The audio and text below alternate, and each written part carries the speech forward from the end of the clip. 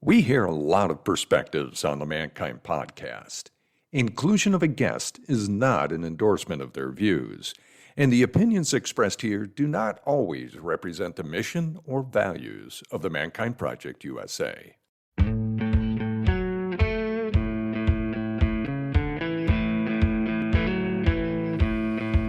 Looks like the rain has gone. Welcome to the Mankind Podcast, the show where we break the molds of modern manhood to prove to you that there is more than just one way to be a man. Now, today's episode is all about mission and how discovering yours could change your life forever.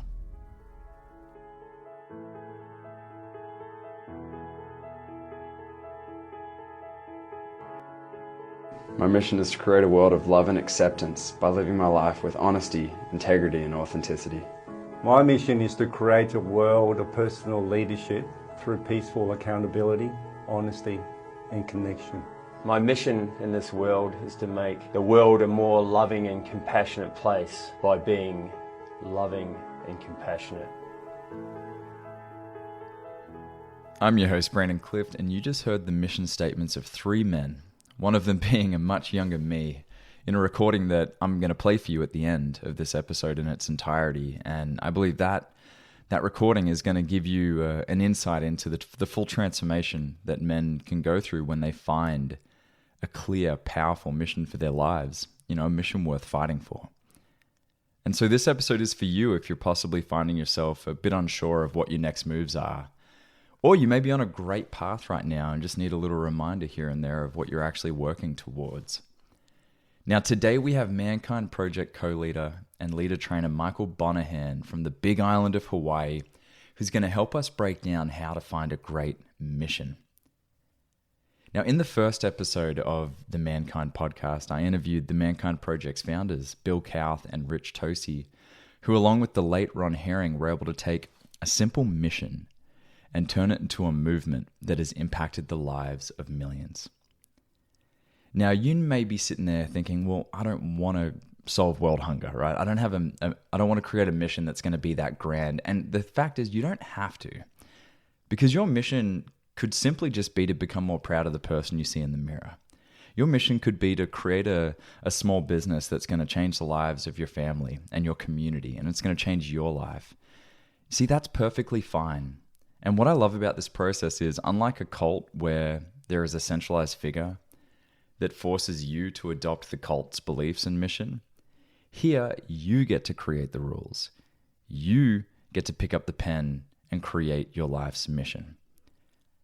So whether you're looking to go big and create a huge impact, or you're simply looking for a small dose of clarity for your day, I want to honor you for being here. And I hope you enjoy this episode on Mission with Michael Bonahan.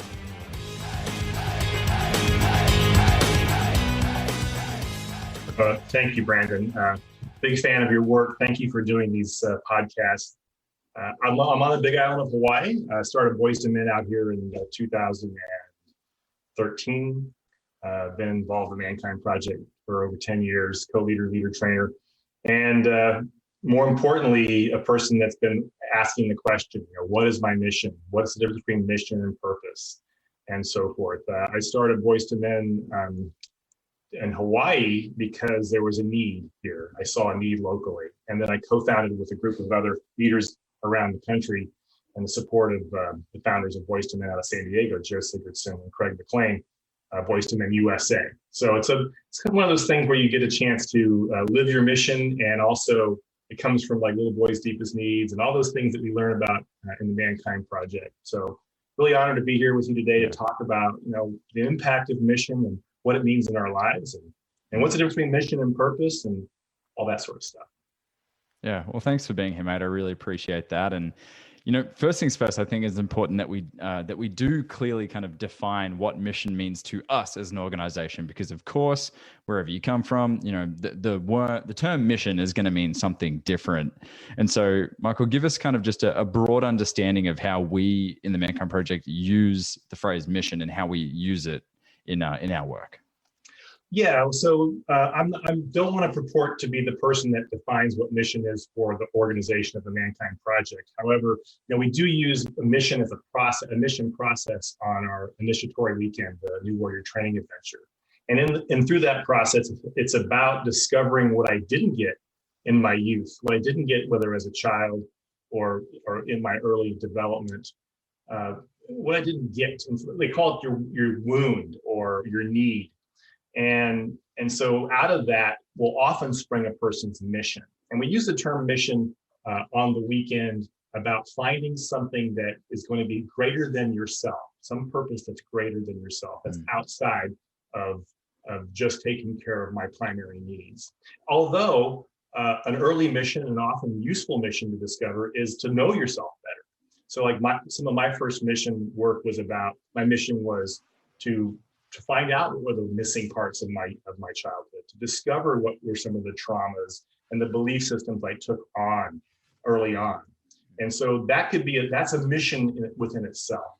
But ultimately, the idea through the Mankind Project is to choose a path of service to an ideal or a goal that's greater than yourself, and to do that in ways that are real. So we have follow-up groups, we have I groups, integration groups, we have mission support circles to do that. So the Mankind Project, by helping each man find his own mission in life, and that's very specific to the man, as opposed to like a cult. Cults will have a centralized figure, and then they'll try to make your mission the cult's mission. Yeah. The Mankind Project is about, there's no centralized leader, and it's about each individual man, each individual member of the organization, his mission in life. And missions are designed to be grand, and they're also designed to change over time. That's I think that's one of the first things to distinguish when it comes to understanding mission, is understanding that firstly, it's for the individual. That's one thing when I came into the Mankind Project, regardless of my dad having done it, 14 years before I did, I'm skeptical at heart, very, very skeptical. And so I went into the Mankind Project like going, what is this like weird stuff that I keep hearing about? And I'm always hanging around, like Dad's friends all seem to be these kind of esoteric hippies. And I hear the word mission and I'm like, no, mission's for like Navy SEALs and like tough guys, what does this all kind of mean? And then I learned after doing my New Warrior initiation was that no, I get to define the rules as far as the mission. And I believe it's also important to understand the fact that it can change. That the way I've learned to define mission for me is that mission in a way is kind of a means, like it's a means to something, a reality that I want to create.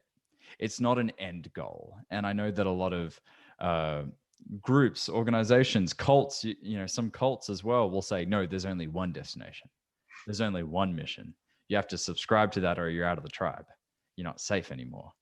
And so I think it's really great that's the stance that the Mankind Project takes, is regardless of if you're gay, straight, black, white, atheist, Jewish, wherever you land on whatever spectrum, is you get to determine the rules. You get to determine what that mission means and specifically what it means to you.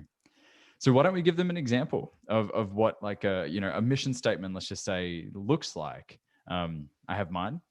It's probably version 47 at this stage. Each serves its own purpose. So for me right now, I personally want to create a world of love and connection by speaking my truth and facing the raw. Love and connection, those are the two things that I desire more than anything in life. That's what I want to create for others. That's what I love to enjoy. Speaking my truth is my stretch. It's the thing that's really difficult for me to do, is speak up and have the uncomfortable conversations. And facing the raw is just like that old kind of story of, turning and facing fear head on. Again, something that can be difficult. So let's kind of like, and I want to hear yours, and then we can kind of frame how those two pieces kind of work. Right. And possibly someone watching today, listening today, could walk away with their own little mission for their lives. That'd be excellent. Well, my mission is I co-create a world where everyone is valued and loved by living my own and helping others find their maximum transformative purpose in life. And so, and the vision in my mission is a world where everyone is valued and loved. And the action is by living my own maximum transformative purpose, or MTP as we call it in the coaching field, and helping others find their purpose in life as well. And that's the outcome of that is about having deeper meaning in my life, and possibly that will affect emotional levels, a sense of well-being, a sense of connection and belonging. All of that comes along with being on mission or on purpose. And those words are often interchanged, but we can get more deep into what my beliefs are, at least how I use the words and when I'm describing the work that I'm doing in the world. Very nice. Very nice. Well, you a lot of people know you for your work with Boys to Men, and if they're inside the Mankind Project, they've probably either been on a weekend with you or been a part of a training with you inside the organization. But perhaps not a lot of people know that you do life coaching, and life coaching, a very broad term. I'm sure you have your own way to define that. So tell us a little bit about that, and then I'll have a follow-up question. Yeah, so we use the term purpose management.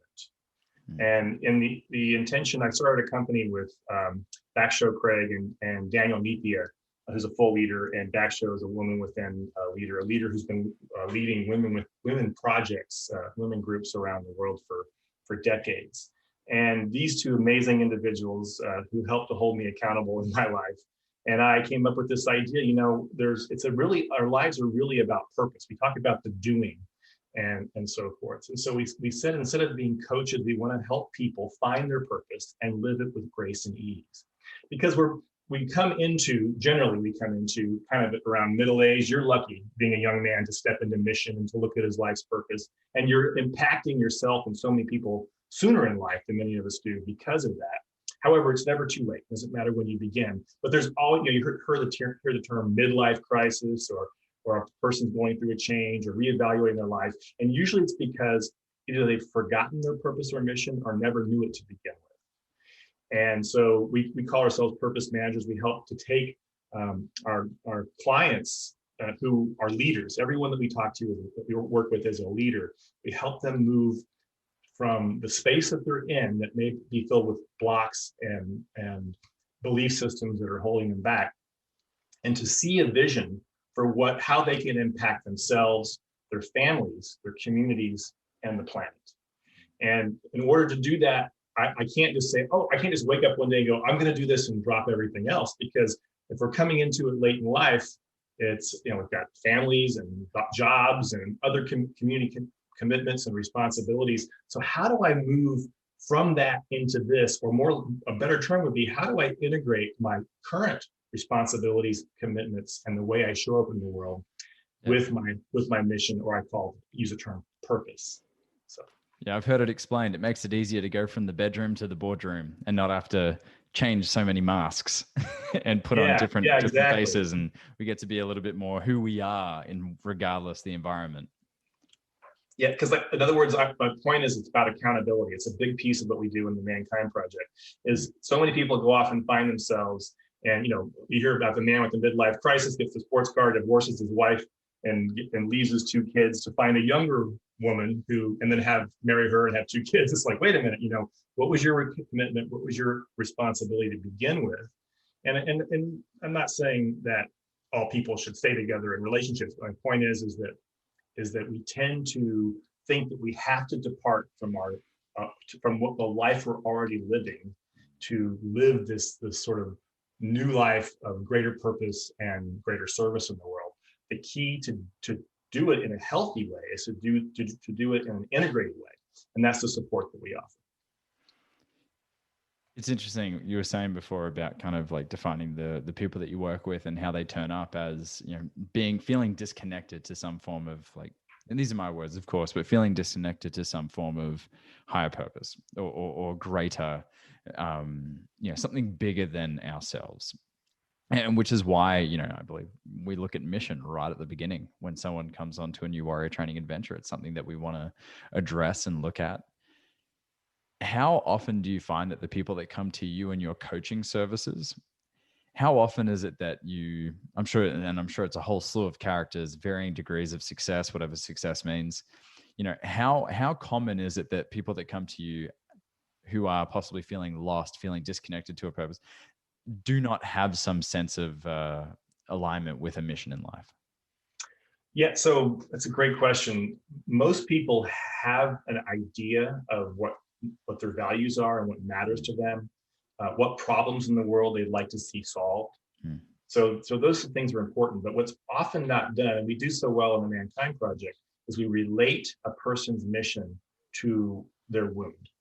And what we do really well is you've heard the term, my deepest wound becomes my greatest gift. What we do really well is we open up what was lacking in that person's life. And then the intention is, how do I get it back? And it seems counterintuitive, but the way we get it back is by giving that away. So if I didn't get the love and support that I wanted in my life, I'm going to go out and help others who didn't or aren't getting it, get that in their lives. And so that's awesome. So that's the Mankind Project. At Wisdom Windfall, we get folks from all walks of life, all genders, most of them are a little bit older, like 30 plus, and have achieved a certain level of sort of external success, the classic ticking of the boxes, and education, career, relationships, Sure. all that stuff. However, they still feel like there's something missing. And we often, what that is they're saying, I want to be happy, but that's just the result of finding meaning in my life. And so we talked about Joseph Campbell and mythology, and even talked about how George Lucas created a modern day mythology through Star Wars and all of that. Yeah. And which is, the Force is a religion, or it's a spiritual belief system. And so you find that churches and religions often fill the void in people's lives around meaning, around something that's greater than themselves. And if it works for them, that's great. But for some folks, they because it's often in a structure that's run by human beings, the flaws and the fallibilities of the way the religion is administered can often leave people disillusioned and feel like, hey, we're not following the principles you're asking me to promote. And so that's when a lot of questions come up. So we get a lot of people who are recovering from, I call it spiritual abuse, or people who have thought that they had a purpose, but it's no longer there. And so we just take them all the way back and begin to help them essentially reclaim themselves, all of themselves. That's the first thing we do before we even start talking about mission or purpose. That's interesting, because it's a very different approach than I would say my parents or my grandparents were raised upon, and raised in. I grew up in quite a religious household, and my friends, come from varying degrees of, different sects of religion, and that understanding or idea, and we hear it all the time, is give up and give in to the power of the Lord or God, or whichever, whatever the belief system is that we subscribe to. Whereas this this message is, don't rely on anything else until you first, you got to look in the mirror and answer to that person first. Like what is going to prop you up when everything else around you is shaken. Right. And for me, I've learned that, I've been on this quest for, ultimate ownership and responsibility and accountability. It's elusive at times, but, trying to stand on my own 2 feet as much as possible. And the people that I admire the most, regardless of what fields they're in, they seem to have their own creed, like their own set of rules, their own set of beliefs. And many of them, still go to church. Many of them don't. They're very vast, but they have their own kind of like buck stops with me kind of mentality. Yeah. To me, it's just really attractive. It's something that I aspire to and aspire for. Of course, always a work in progress. But if I'm not mistaken, that's kind of like, that is really what we're looking at here, is making sure that each man is given the tools or the ability to say, hey, build this for yourself. Make sure that you can take care of number one, buddy, you. So that, regardless of what happens in your circles, at your church or anything, that you can still stand strong in the toughest waves. Churches and religions need people to and maybe usually become leaders who are constantly reevaluating themselves. I was born a Catholic, and they have this thing called confession, and the idea is, as you go and you confess your sins, you're contrite, and you ask for forgiveness, and you're forgiven by your God.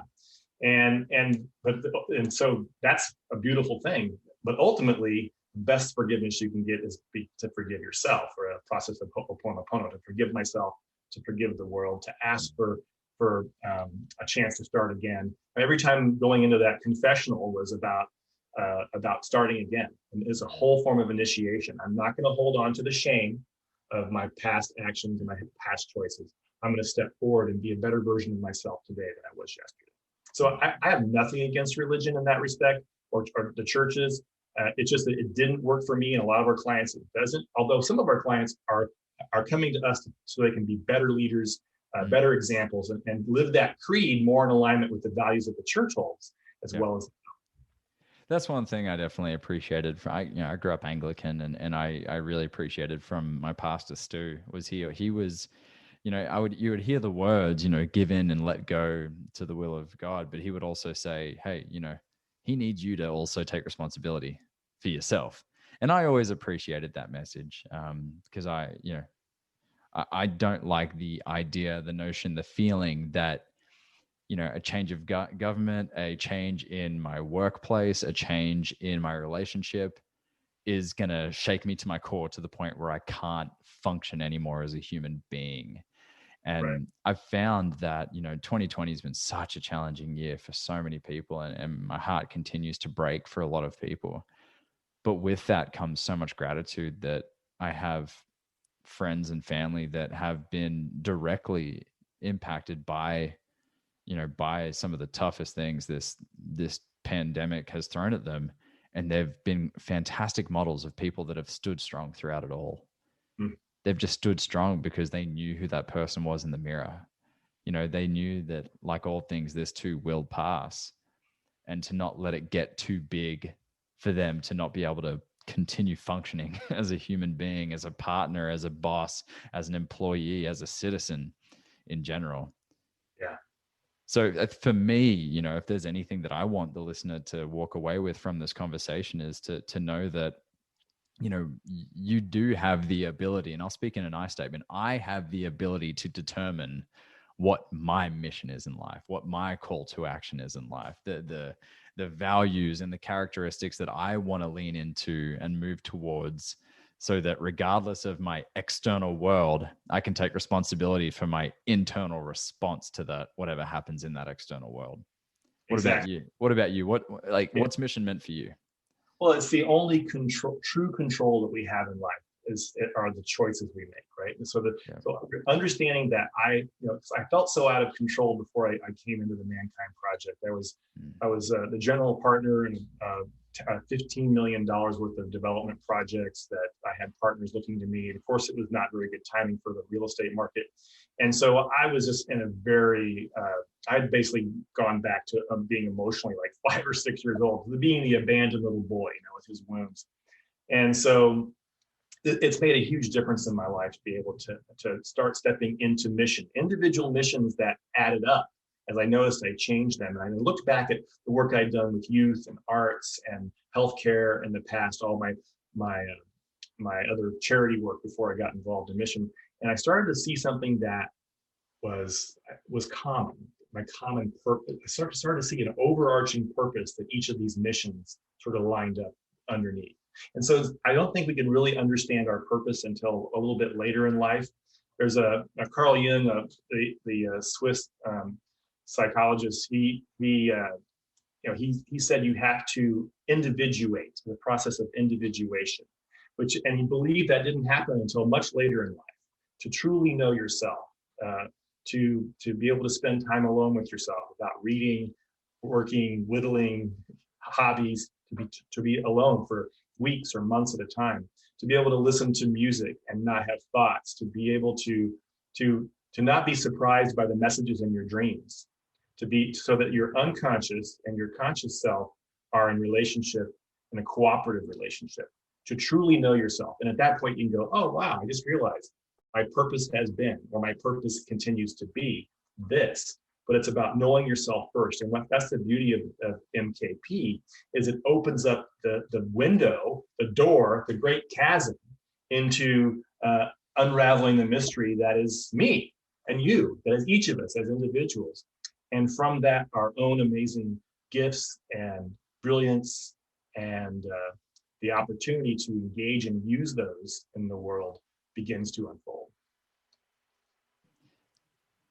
Beautifully said. Beautifully said. Well, mate, how can we learn a little bit more about you? How can we support you in your mission right now, and how can we hear more, find out more about Wisdom Windfall and your coaching practice? Wisdomwindfall.com. Wisdomwindfall.com is where you can go to find out more about what we're doing. You can always reach out to me at michael@wisdomwindfall.com, to Michael, Michael. The big thing is to remember that in the Mankind Project, when you start to step into mission, that there are other men who are on maybe similar missions, so you might be able to find somebody that can help you. And each individual mission, while it's supposed to be great and maybe even say something you can't achieve, but personal missions are missions that I would encourage us to try to achieve. In other words, it's about changing habits or lifestyles, my belief systems, looking at my shadows, my relationships. So those are the things I would encourage people to do. I think the MKP is one of the great, for men and women within, and the Her Weekend are one of the great, 3 really amazing resources to support people in the process of discovering mission in their life. Also, we do online trainings, and we do have some recorded sessions. A session called Reclaiming Yourself, to reclaim your original self, your wounded self, and your defended self. And it's by truly knowing and integrating all 3 parts of these elements of our psyche that we can. I've noticed our clients and those of us in the firm have discovered our place in a higher order in the world. And it's not about status. It's not about power. It's about being authentic and true to who I am, all parts of myself, my original, wounded, and defended self. So yeah, that'd be awesome to check us out. Fantastic, mate. Thank you for taking the time to share your wisdom, to share your experience with all of us, and give us all a better understanding of, how having a mission in life, a clear mission for me as an individual, can help guide and inform my actions throughout life. For those of you joining us today, thank you so much for taking the time to learn a little bit more about yourself through this process. I've been Brandon from the Mankind Project, where we prove that truth and vulnerability equal power. And remember, fate is a horrible writer. Trusting in fate in life is like trusting a tornado to renovate your kitchen. It'll make it look different, but it's not possibly going to get you the outcome that you like. Pick up the pen, because you get the chance to be the author of your story when you assume that role as the writer. Thank you for taking the time with us. Michael will hang around for a hot second. And for those of you that have joined us, we will see you on Monday.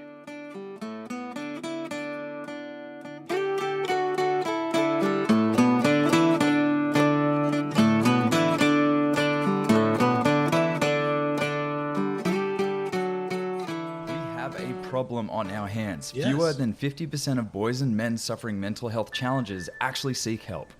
It's wrong. Mm-hmm. What's going through my mind is a constant reminder that I'm not good enough.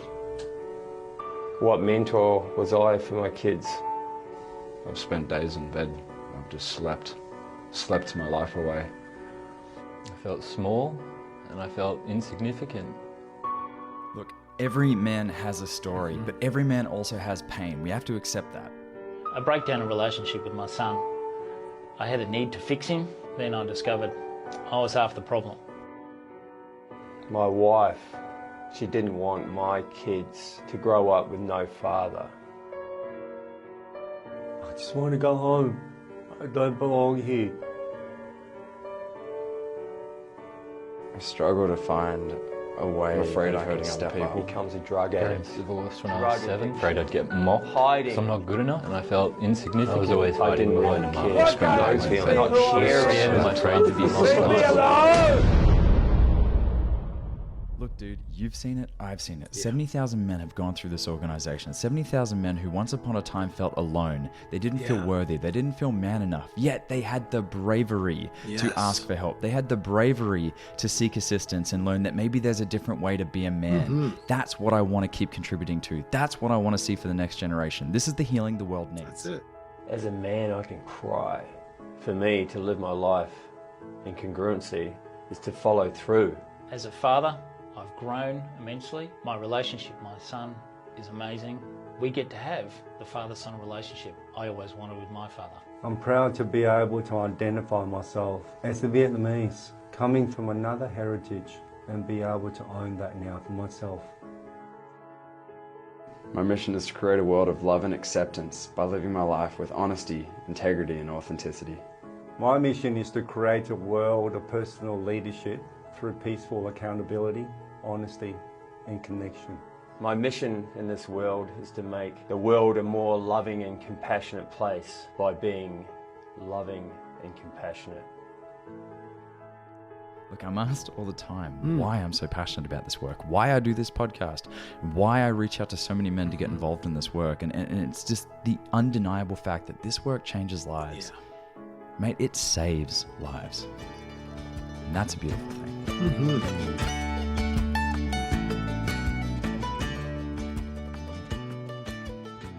This has been the Mankind Podcast, produced in association with the Mankind Project USA. I have been your host, Brandon Clift, and I personally want to thank our guests for joining us today and imparting their wisdom from their experiences in this amazing journey called life. And of course, I want to thank you, the listener, because through your attention and your support, you make it a heck of a lot easier for us to let men out there in the world know that they are not alone and that there is more than one way to be a man.